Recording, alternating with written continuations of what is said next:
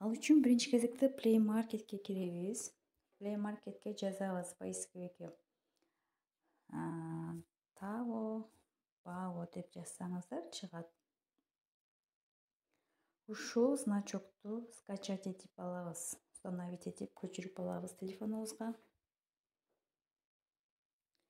Мынакей биздин приложение скачать болду. Эми биз открыть этип киребиз Таво сайтына. Бул жактан ушундай сайттын өзүнүн правилалары чыгат. Эч кандай нерселердин басуунун кереги жок. Мен көрсөткөн гана значокторду басасыздар. Бул жерде оранжевый кнопканы басабыз.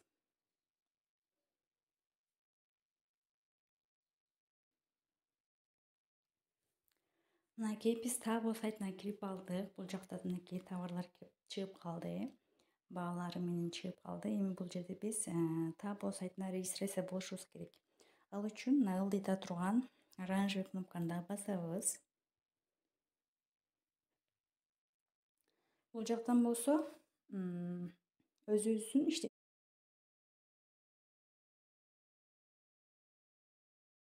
жаткан Кыргызстандагы номерибизди жазабыз.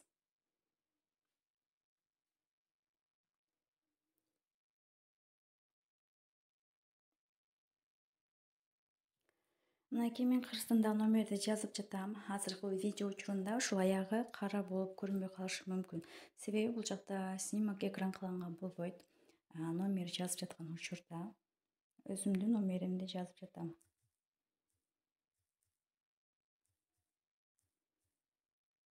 Андан кийин дагы оранжевый кнопка чыгат, ошону басасыздар.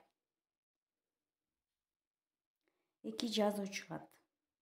Эки жазуунун дагы оранжевый кнопкасын басабыз, экинчисini.